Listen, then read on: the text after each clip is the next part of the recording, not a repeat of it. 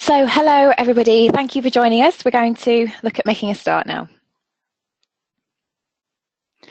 So a warm welcome to you all. I hope you will find this spin on the topic of recruitment current and interesting today. Before we begin, I would like to briefly introduce ourselves, if I may. So my name is Karen and I am the HR Knowledge Manager for HR Solutions, and I shall be the lead presenter today. And I'm also joined by my colleague Adam, here to field any technical problems you may have. Hopefully there won't be any, of course, but we will be monitoring and collating questions, so do send through a message and I will email you back with a response either immediately after or within a few days of the webinar.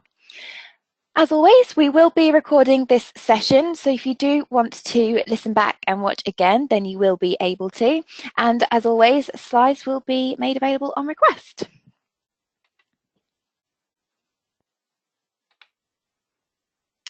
So this is the structure of the webinar today. And hopefully by the end of it, we will have achieved these aims. So I'm hoping that we'll be able to give you a bit of an update on Brexit, certainly in terms of how developments relate to talent pool and your EU workforce. I want to provide you with some tips on how to reassure staff from EU member states of job stability. And then looking a little bit more broadly, thinking about how we can engage with the mindset of a workforce at this time of year, particularly with regards to retention, and then to think about how you can make the most of recruitment techniques so that you can utilise them to your advantage.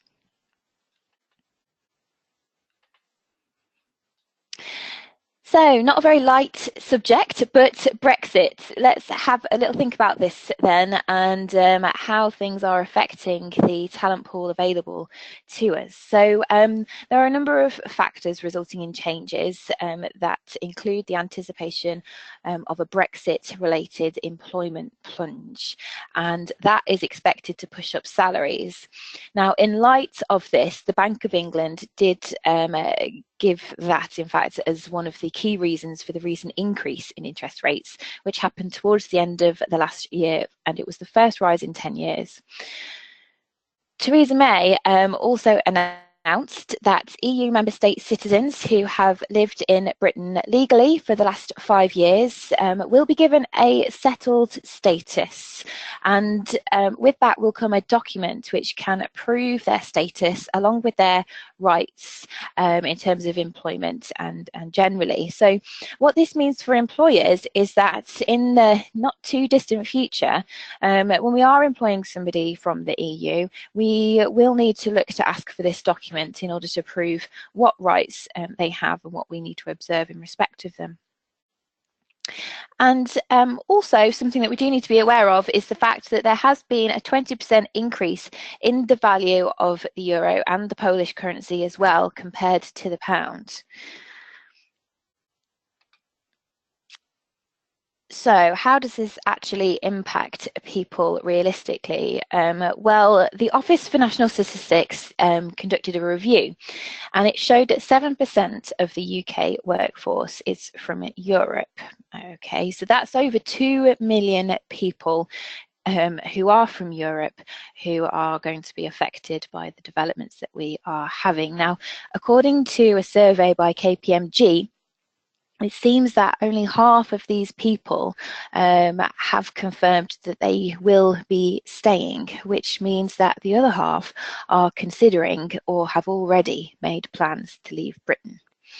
And this survey did show that the perceived change in view of British society has led to these individuals feeling less welcome in Britain, and that was their main reason given for leaving. Now, despite that, Britain has still remained as one of the top 5 desirable countries in the EU for labour workers, at least, although 49% did say that Britain is less desirable now following the referendum.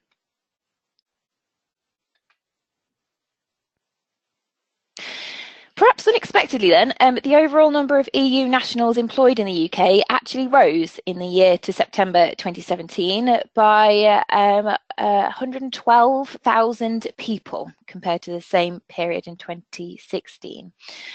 Now, most of that was driven by Romanians and Bulgarians, who accounted for 90,000 of those positions. But concerningly, perhaps, there was a drop for the first time in 10 years in the number of Polish and Eastern European nationals. And that, however, is something that we could probably attribute to the difference in the value of the euro and the Polish zloty against the pound, rather than because of any hostility to do with Brexit. But nonetheless, I'm sure you'll appreciate, is something that we do need to consider, particularly if your workforce happens to be Eastern European or Polish. So just to try and give this a bit of illustration to the figures, I have got some news for you. So some headlines that have been in the press very, very recently. I've got one here from The Independent. Brexit, restaurants and hotels feel the pinch as EU workers leave the UK. I've got one from the Federation of Master Builders here as well, saying that construction industry warns against Brexit, cliff edge for EU workers, and Jaguar Land Rover warns that Brexit deterring suppliers and EU workers are therefore being impacted as a result. Now, we have also had it identified to us that there has been a sharp increase in demand for candidates in engineering, in finance, IT, hospitality, nursing, care sectors, and so on. Okay, so it's quite a broad scope. And then further to that, following on from the report of the Office of National Statistics, we had the Huffington Post as well identify 5 types of EU workers who, quote, we may never see again thanks to Brexit. And these were fruit and veg pickers, coffee baristas, London-based builders, leading academics, and nurses. So really is quite far-reaching in terms of the industries and type of jobs that we're seeing affected. Just a few more then. Specifically, we've got Pret affected, Pret a Manger are concerned. So that links back with the highlight of coffee baristas being affected. We've also had the BBC report that UK retailers need EU workers after Brexit. And this news article was particularly in relation to concerns about the supply chain. And lastly then here, again, backing up the concerns about the care sector and nursing, we've got NHS could go under if EU staff are not assured job security post-Brexit, and that's from The Independent. So it really is a pressing topic, and we need to really be thinking about what we can do about it. Helpfully, the KPMG have conducted a survey and they reported on the top things that EU nationals really want from their employers, which I have here for you. Okay, so the first thing is clear commitment that their employer wants them to stay. Okay, that's the top reason, and I really think it's quite a basic, reasonable request that as employers we should all be able to fulfill for them. The second is more communication about how Brexit will affect them. Okay, so if you've stayed silent on it within your business and you know that you've got EU members of staff, perhaps it's because it's just, you know, a topic that you wish to avoid. You know, there is huge uncertainty for everybody around this subject area. So if you avoid talking about it, I think that's perfectly understandable. But it's been highlighted to us that now really is the time for us to start at least talking about it more openly. The third one is help to apply for UK residency. The fourth is publicly asserting the importance of EU-born staff. Okay, so not only do they want to hear that we do want them to stay in our organisations, but they also want us to be proud and open and vocal about that as well. And lastly, a pay rise to compensate for the weaker pound.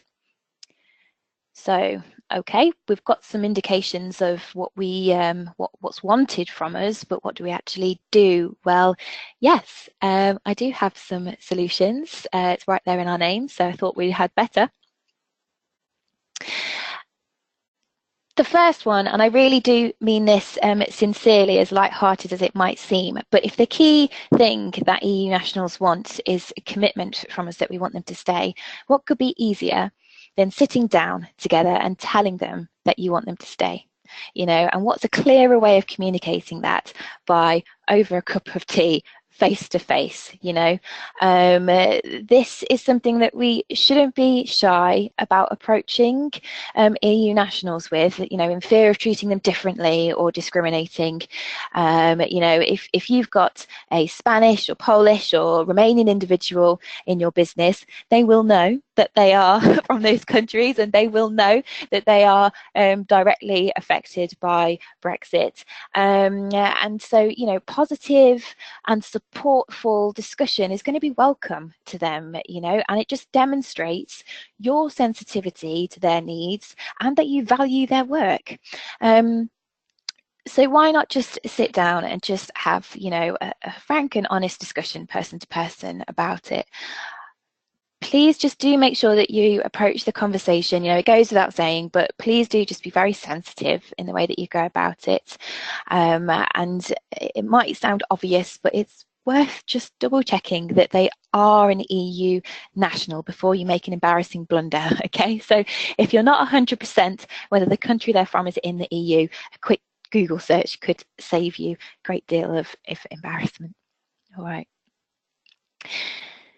So the next one and the last request on that list, and something that I think is very important for us to face up to if we haven't already, particularly given the interest rates that we're seeing and the decrease in value of the pound. Now, I've got an image here of a coin that you might remember. You might even have a few knocking around still. But, you know, something else to consider with this aspect of pay is the fact that the rights of these citizens and also their family, you know, as visiting people, are likely to be much more stringent post-Brexit. And rights may be more tightly means tested as well. So if you think that you have got people in your business who may be thinking, you know, do I stay in the UK?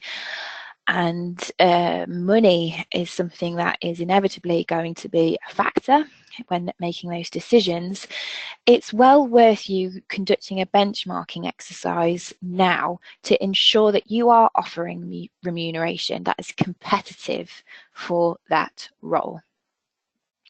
And this is going to be particularly important for anybody who's perhaps here so that they can send money home for, you know, their children and dependents as well. Next up, something that you may not necessarily have thought about, but if you have an employee assistance programme, it's worth reminding that to these individuals now. If you don't have one, I would really seriously consider getting one. If you don't know what they are, an employee assistance programme essentially is a benefit that an employer can offer to its staff. And there are many employee assistance programmes around, should I say. Generally, they offer a telephone line, okay? And these are confidential helplines that an employee may contact, and usually at the other end of the phone is somebody who's likely to have been trained in a degree of counselling, and they can offer support on any matters that may be troubling or affecting an employee. Okay, now the purpose of them is that it seems the usage and take-up greatly reduces absence levels. Okay, so anything that might be causing upset, stress, anxiety, etc., is something, you know, that it can be a source of support for individuals, thus enabling them to carry on feeling that they can come into work and do a good job. Now, Your program, or when looking for a program, may offer legal advice, and that is quite common, and it's worth checking whether or not they will offer legal advice in respect of Brexit. That way you are going to be supporting your staff with understanding their rights in respect of leave to remain, in respect of visiting family members and so on, and how it affects them. And by providing this support, you are really going to get some, reassurance and commitments felt from these individuals. Now, the next one is something that you can do with relatively, if not no cost whatsoever. And hopefully you all feel that you do this. And that's not to condemn anyone that doesn't, because there are all kinds of reasons why you might not. But you should avoid refraining from good practice HR purely because the Employment Rights Act gives you flexibility, at least in respect of those without qualifying service. Okay.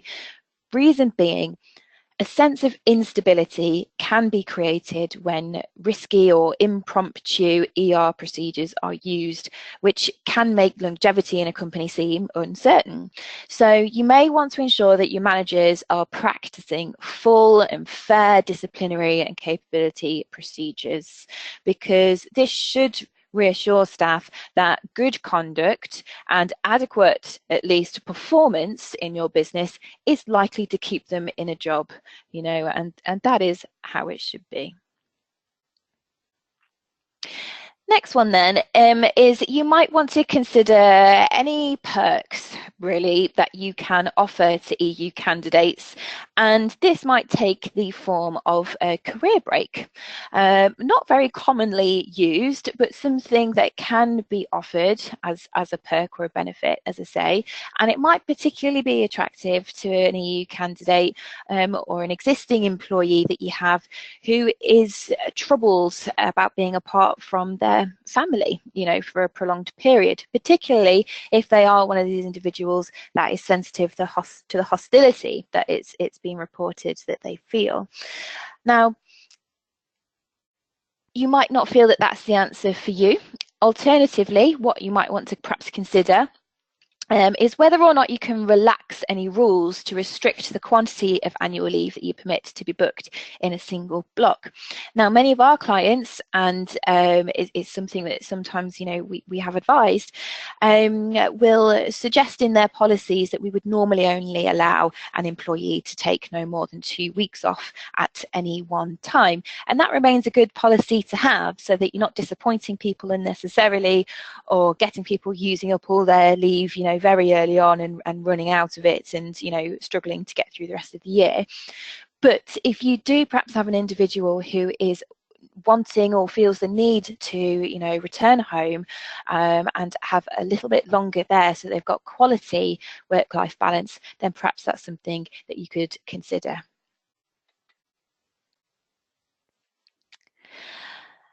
Again, as part of having a conversation with them, you might just want to discuss their job security and whether or not the business is doing well. Okay, so in terms of job security, I'm talking about people who might be on a fixed term contract, for example, or don't have guaranteed hours. Now, there's absolutely nothing wrong with using these contracts, and in fact, there are a lot of positives to them.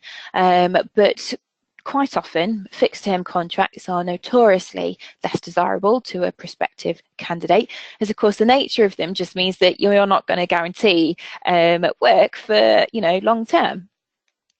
Now, if you have an EU member of staff or an EU candidate who is worried about residency, and residency is something that is likely to take into account employment as a factor, then offering a permanent contract where you can, in favour of a fixed term, is likely to reassure them, of stability.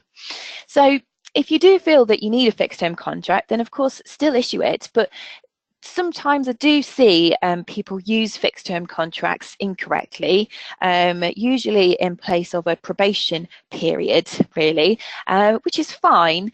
But as I say, perhaps just that subtle difference could make a world of change. And remember that you can still use a probation period to part company with an individual on a permanent contract if things aren't working out. You know, that is one of the great flexibilities that we do have under the Employment Rights Act. So if things are really not working out, the capability is not there, then we can still utilise that if need be.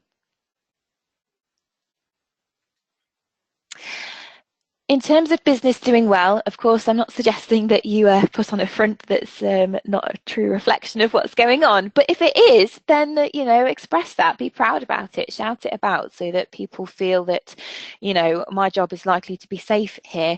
And particularly if you have gone through any restructures recently, you know, that can be unsettling. You might not have even made any redundancies as a result of that. But certainly, you know, periods of change are unsettling for people. So if you can offer any assurances, then suggest doing that too.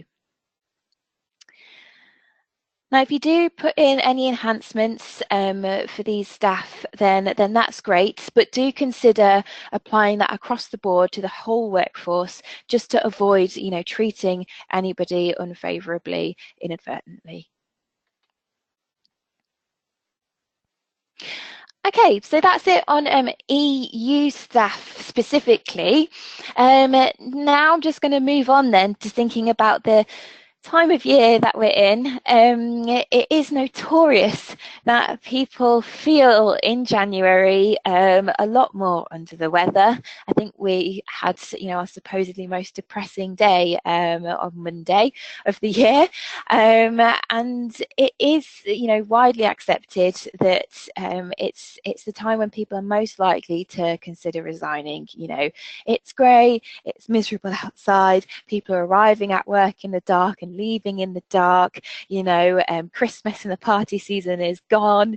We've got no money left, and people are thinking, how am I going to make a change? And, you know, as such an important aspect of our lives, a job is sometimes what people think about. So this has actually now been backed up as well. You know, it's not just a perception, but a survey was done by Glassdoor, the employer review site. If you're not aware of that, have a look and see if you're on there.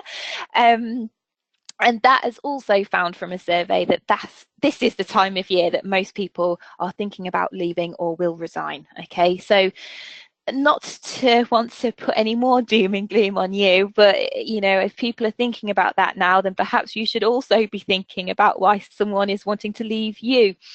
And so, yeah, you might hear this phrase, it's not me, it is you. So let's have a little think about what those reasons could be. Thankfully, as part of that survey, they did also try and find out what the top reasons for leaving are. And they were low salary. People want more money, don't they? A new challenge, that's all right, we can deal with that. Boring work, that's a bit of a shame, that one. The commute, perhaps not a lot you can do about that, although I think I remember a long time ago some research coming out about changing your route to work can make somebody stay in their job for up to 12 months longer or something. So you can always drop that in if you see anyone looking a bit twitchy at the door. And lastly, the boss or line manager.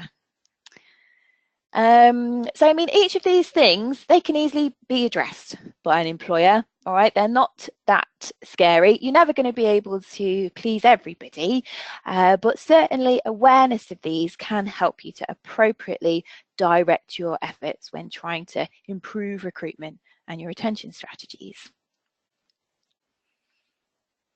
And as an additional point of thought, it's worth having a watch out for any odd sickness absences, particularly if you've got a stress-related absence.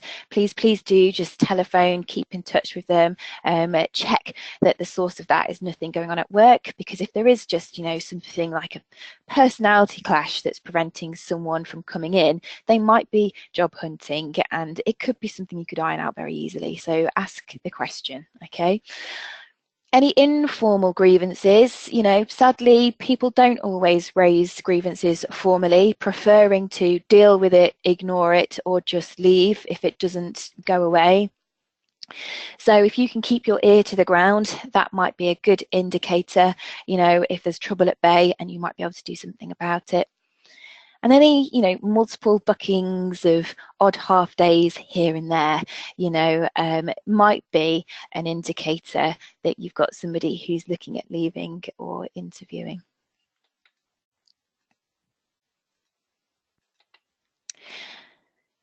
So, keeping up with this theme of New Year resolutions then, what things can you put in place now to try and retain staff? And this is all using HR strategies, of course. So, the employer brand. Now, branding is something that we often think about in terms of how we attract customers, but why not spend time thinking about how your organisation might be perceived by prospective candidates as well? It might be worth then arranging a meeting, perhaps with your marketing team, and plan amendments or tweaks that you might be able to implement to make you a more attractive employer. Okay, so you might, for example, sit and have a look at your website or certainly your job page. Make one if you don't have one, and think about it from the perspective of candidates. Does this look like a professional, confident, engaging place to work? Is the voice and the tone of the communications that are going out reflective of what you're like as a business and as a culture? And be enthusiastic about what you do and the people that work for you. These tips, by the way, are something that are going to be good for both retaining and attracting staff. Okay, and we'll have a little think about actually recruiting staff shortly. But in the same vein as the employer brand, if you are going to have a think about how you might come across to a prospective candidate or even your existing employees, as an employer, why not have a look at your policies too? Review your internal communications and think about rejuvenating them so that they are, current and progressive and proud of your business and what you do, and make sure they're aligned, with company values. Policies are very often, a black and white document and very wordy, but this is all about what you do, how you choose to operate. They're great, but they can be dull for someone not like perhaps you, certainly I, who would quite like to actually sit down and have a little scour through of the policies. So it can be really refreshing to have a look at a policy that's engaging and built around the brand of the company. Now, we've mentioned pay a few times and benchmarking too. So this is an exercise where you ensure that both your salary and you can include benefits that you offer too are both competitive and comparable to your competitors in the job market. Okay, so bear in mind the interest rates we've mentioned and the value of the pound. How you benchmark and decide on what it is that you pay and offer as a benefit is always going to be dependent on a number of factors. They're going to include things like the level of experience and qualifications that you want an individual to possess, but equally, it might not be reflective to compare the salary of, say, a HR director in a fast fashion retailer compared to that of an investment bank. So there are of course always going to be variations, but you want to make sure that you're also marketing your salaries appropriately.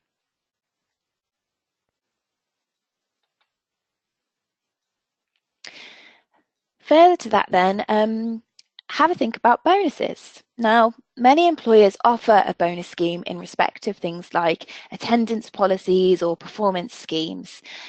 These can be used as a tool as well to attract candidates. Stick it right there on your job advert, and it can also improve retention as well. So if you considered or do offer a bonus, then you might want to consider making the payment in February or March, just to incentivize any staff who might have itchy feet to get through this bleary period of January that's notorious in the new year, and to get them to a place where they're a bit more likely to stay. You might also want to make that payment conditional upon the individual not being in their notice period, and also perhaps subject to a minimum length of service, such as 1 year. Okay, it shouldn't be too long. Don't want to risk age discrimination, so a year, maybe 2, might be a great length of time that you make it conditional upon. And taking into account the notice period and encouraging people to be with you for a decent chunk of time before you give that bonus are both going to further dissuade resignations as well. Types of contracts. So we've already mentioned fixed term contracts and the fact that they can be less desirable. And it's true, of course, not only for EU workers, but also for staff in Britain too. There are pros and cons to each, but if you can offer any stability where possible, then do. But equally, remember that when you are advertising for a position, it can be very easy for us to create an advert and stick on there full-time, 9 to 5, Monday to Friday. Okay, sometimes we just do it without even thinking. But if both the employment market is having more demand, there's more demand for candidates and employment rates have gone up too, we are in a strange period where, there are more jobs and fewer people who are needed to fill them. Why not consider making it apparent that you are willing to consider various working patterns, okay? Because you might get ahead of the game and tap into a wealth of talent that flies under the radar because for whatever reason they are unable to commit to a full-time working pattern, okay? There are many people out there who find themselves in these positions, and it doesn't necessarily mean that they are unskilled. It just means they haven't found the employer who will accommodate it, and they will be fighting for these positions. So if you are able to just rethink how you advertise that, then you'll be onto a winner. And equally, that leads me on then to flexible working. For existing staff, you could consider this as a way in which you can retain anybody who might be thinking, that their working pattern is just not giving them the work-life balance that they need anymore. Now, there can still be this perception that flexible working is just saying that I'm happy for you to roll in at 10:30 if you leave at 6:30. It's not the case, okay? Flexible working requests are a statutory right for eligible employees, and it means that they can request an amendment to their working pattern, be it the number of hours, the days worked, where they work, and so on, okay? And to allow flexible working, where you can reasonably accommodate it, of course, is considered to be a really progressive way of organising and managing a workforce, all right? All too often, clients might see that bit of paper with the request on it, or even just have the conversation in passing without realising that they might have breached somebody's statutory rights and just say, no, we can't accommodate that, sorry, no. How do you know? Well, we just know. Well, that's not really good enough anymore, I'm afraid, and it hasn't been for a while. So if you want some tips on that, then please do give us a ring. But as I say, don't see people walk out the door because you haven't taken the time to think, well, actually, yeah, that job could be done over 4 days of work week if they started earlier and finished later, or yes, they could have half a day working at home, or whatever it might be.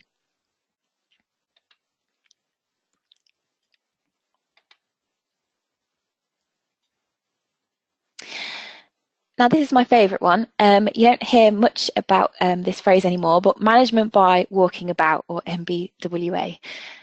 If you don't already work really closely with your staff, then making yourself visible and therefore accessible to everyone in the business can be a really useful management technique with many benefits to it, including both engagement and commitment.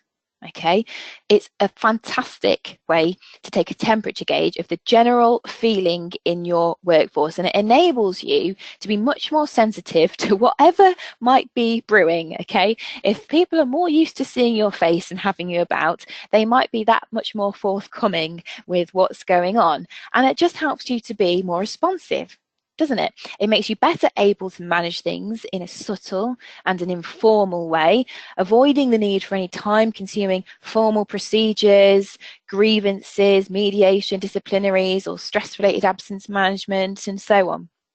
You know, so have a think about making yourself a little bit more visible and putting your ear to the ground. It also is a good way of helping you to become aware of any trends of positive behaviours that might be happening in your business as well. And then you're better able to tailor any praise that you can give to staff, you know, which it sounds really basic, but we just don't make time for it very much anymore, you know, and it really massively improves morale and endorses, you know, that you've recognised a clever way of working that you want everybody to adopt and take on board. And, you know, I don't think I'd be contradicted by saying that it's generally accepted that job satisfaction can be really significantly improved simply by improving the atmosphere of the day-to-day working environment. So, as I say, that is a really fantastic technique to just have awareness of what's going on and head off any grumblings. But also, you might start to notice people, you know, who are interested in going a little bit further. And this brings me then to progression planning. So I'm going to have a look at this in a bit more detail now, but it is your main strategy for sourcing internally and self-generating the next in line for a would-be vacancy. Okay, so hopefully you'll have turned that man standing under his umbrella with the rain pouring down on him to this happy, carefree lady here with her balloons flying through the air and your staff following along happily behind you. So if you've made some New Year resolutions to try and get people a bit more committed and engaged and staying with you and riding through this time of depression, then let's have a think about people who might think, well, maybe I don't necessarily want to leave, but I need a change. I want to improve. I want to progress. You know, I want to go somewhere, or you know, that other reason for leaving of being a little bit bored. You know, maybe they're bored because they feel like they know their job now inside out and they're ready to move on. So progression planning is a really good tool to help you source internally. If you're not aware of it already, or even if you are, then here are some key things that you should know about the strategy. You will need to have a really clear progression ladder, and that's clear to everybody in the business, all right? It's no good you knowing what that progression route is if everybody else doesn't know, okay? So think about how you can make that visible. And then equally, be really transparent about opportunities that you have come up. So it might be that you have a local place, perhaps on an employee database or something, where you can see the organisational structure and you might be able to identify on there vacancies that come up once you're able to advertise that. Ideally, everybody in your business will have a general understanding of duties and responsibilities of each role across the company. So this is something that's very easy to build into an induction when you get a new starter. But again, perhaps in that local place, you might also have a job description is a great document that demonstrates these things. So someone could see, you know, what sort of skills and duties somebody in a business is doing. It not only helps, I suppose, then for customers to feel that you've got all your dots joined up, but is going to help people think, you know, is that going to be something for me in the future? Or yes, I quite like that. Or no, I don't really fancy that. And then that moves on to the next point in terms of being able then to understand what skills and qualifications or even experience that you would desire somebody to have in order to be successful in that role. Okay. If this is always available, it means that individuals can take it upon themselves to be proactive and develop the skills that they might not have at the moment, but want to have, or the experience and so on. Okay. And then you might want to give them a bit of a helping hand. So if progression planning is something that you really want to be proactive in, set up regular training and development for these staff, okay?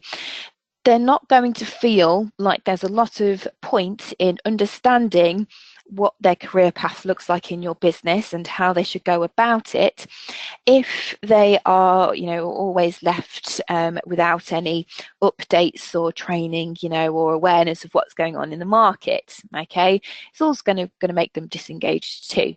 So if you invest in training and development, they will invest themselves and their progression in you too. They certainly won't if you don't. And lastly then, offer or arrange to have regular appraisals. So this is totally separate from a capability review meeting, which is normally when you've identified that someone's just not really hitting the mark. This is more about just, you know, it's that time of year, or somebody has said, hey, can we just have a catch up about how I'm doing in my job? And it's a very positive and constructive meeting, okay? Remember that this is going to be a really important discussion to the employee. As I said before, you know, jobs are incredibly important to us in our lives at the moment. You know, we all spend a lot of time at work. So it really should be a constructive discussion. And hopefully, by being open and honest and helping them to see where things could go and putting a time scale, you know, to it, not making promises, of course, but just helping people to anticipate where their futures could be is really going to help you safeguard your talent from slipping through the net and going elsewhere. You know, that can be particularly frustrating if you had an idea that in 6 months it's likely we're going to have X vacancy, or a restructure is going to come up, or you're going to need to be responsive to development that's happening in the market, and this person could have been great for it, you know, if only they hadn't been tempted off by somebody, you know, elsewhere, utilising all the techniques I've suggested here today. So if they do slip through the net, let's have a think about what we can actually do then when we are recruiting. Okay, so not necessarily anything groundbreaking in here, but just a bit of a fresh approach. Think about refreshing your job advert. Okay, let me just skip forward a little bit in the process.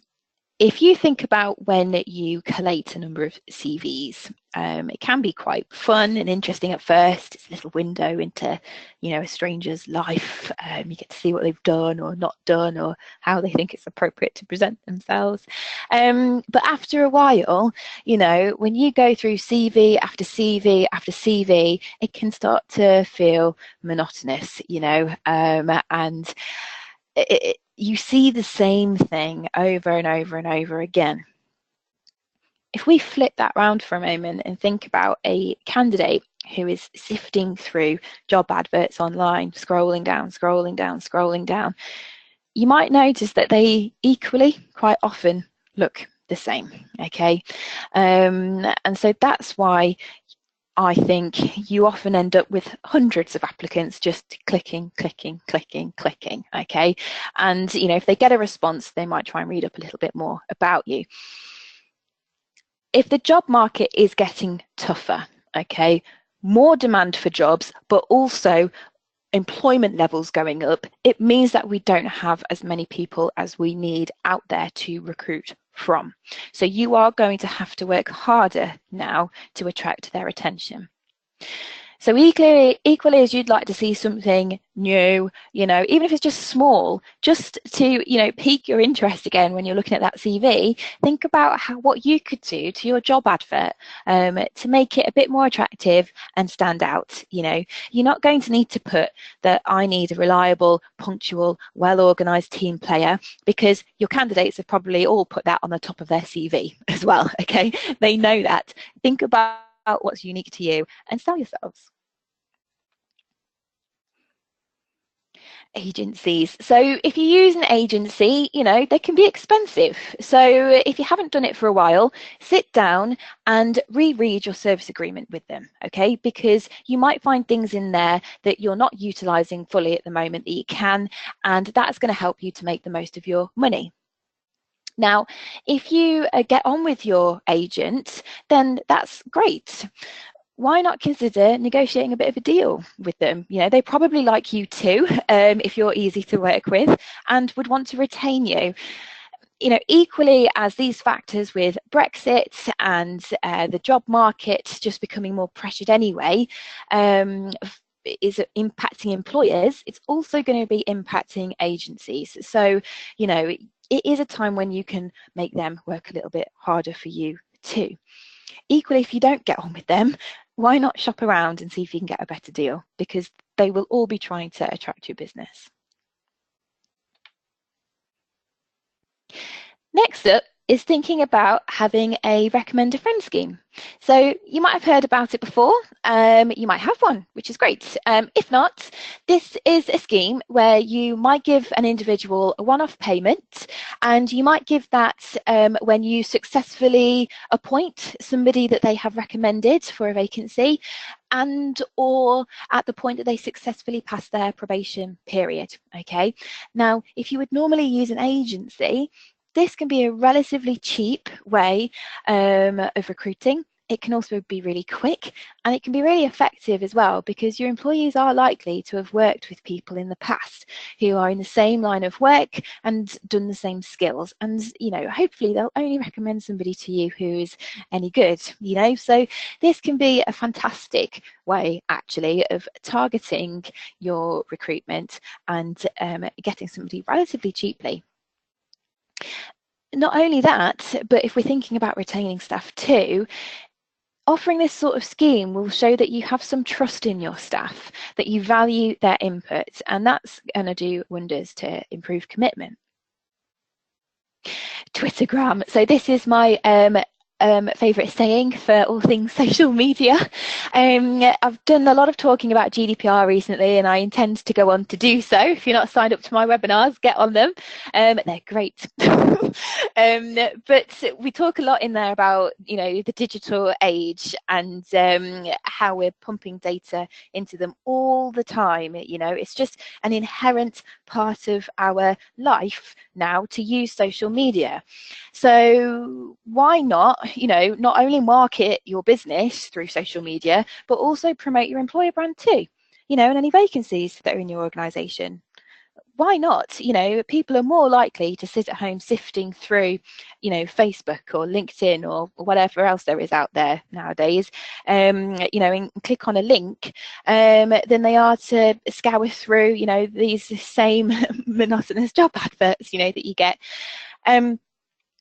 It's also likely to make application easy and direct, and it's, you know, the easier and more direct being able to apply for a job is, the more candidates and applications you're going to get. And if you are struggling with attracting people, then why not maximize this? And not only that, but it's also just going to demonstrate that you are a responsive, you know, forward-thinking organisation, that you get on board with it, that you're not afraid of it, you know, and what could be better than that, certainly in terms of longevity. So this does bring me towards the end of our webinar today. If those techniques aren't quite doing it for you, or if you think you would just like to put your trust in us, then have a look at our fixed fee recruitment page on our website.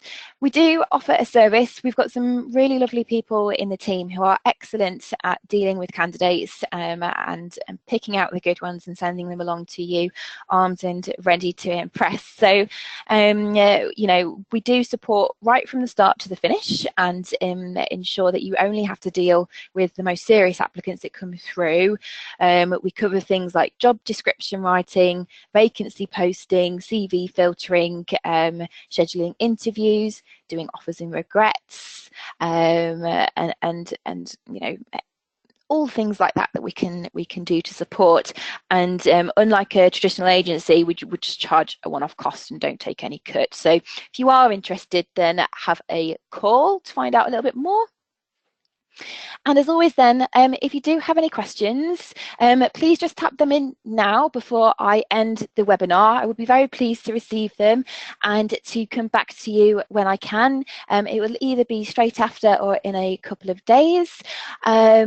We do have a telephone number there and an email address if you want to contact us separately. And again, our website is there if you want to have a browse around and see what else might take your interest.